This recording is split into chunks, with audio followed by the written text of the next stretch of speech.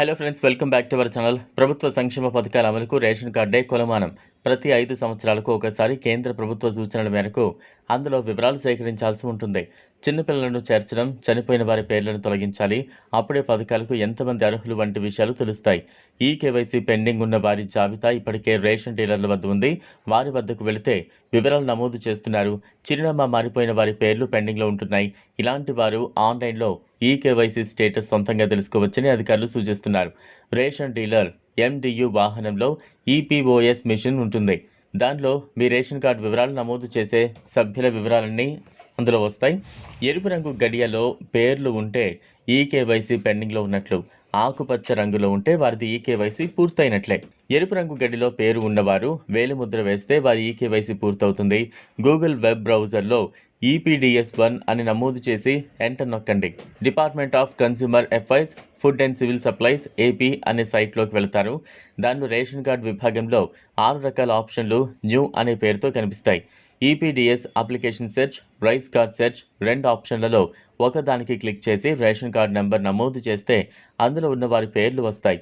ఆయా పేర్ల ఎదురుగా సక్సెస్ లేదా ఎస్ అని ఉంటే వారి ఈ కేవైసీ అయినట్లే. అలా కాకుండా ఇంకా ఏమైనా ఉంటే మాత్రం ఈ కేవైసీ చేయించుకోవాల్సిందే. డీలర్ లేదా రేషన్ బండి వద్ద ఈ పోస్ యంత్రంలో వేలిముద్ర వేసి ఈ కేవైసీ పూర్తి చేసుకోండి. దీనికి ఏప్రిల్ 30 వరకు మాత్రమే గడువు ఉంది. 5 సంవత్సరాల లోపు 80 సంవత్సరాలు పైబడిన వారికి ఈ కేవైసీ అవసరం లేదు. మిగిలిన వారంతా విధిగా చేయించుకోవాల్సిందే.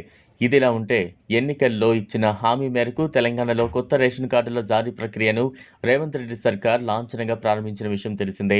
కాగా ఈ ప్రక్రియ ప్రారంభానికి ముందే ప్రభుత్వం ఏర్పడిన కొత్తల్లో పెట్టిన ప్రజాపాలనలో వచ్చిన దరఖాస్తుల ఆధారంగా అధికారులు క్షేత్రస్థాయిలో సర్వే నిర్వహించి అర్హుల జాబితాలను సిద్ధం చేశారు. ఈ జాబితాలను గ్రామ సభల్లో ప్రకటించగా చాలామంది తమ పేర్లు లేవని అసహనం వ్యక్తం చేశారు. అయితే కొత్త రేషన్ కార్డుల జారీ అనేది నిరంతర ప్రక్రియ అని చెప్తున్న సర్కార్ మేం కూడా అర్హులమే అని భావించే అందరూ దరఖాస్తు చేసుకోవచ్చని స్పష్టం చేసింది. ఇందుకోసం మీ సేవా కేంద్రాల్లో ఆన్లైన్లో అప్లై చేసుకునే అవకాశాన్ని ప్రభుత్వం కల్పించింది.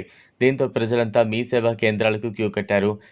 పెద్ద ఎత్తున కొత్త రేషన్ కార్డుల కోసం దరఖాస్తులు చేసుకుంటున్నారు.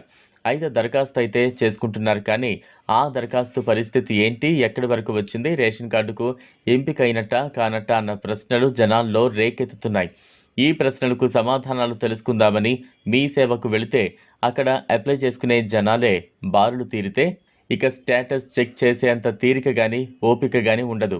మరి ఇలాంటి సమయంలో ఎక్కడికి వెళ్లకుండా స్వయంగా మనమే ఆన్లైన్లో సింపుల్గా అప్లికేషన్ స్టేటస్ చెక్ చేసుకోవచ్చు. ఈ వీడియో మీకు నచ్చినట్లయితే లైక్ చేయండి, షేర్ చేయండి, ఛానల్ను సబ్స్క్రైబ్ చేసుకోండి. Thanks for watching.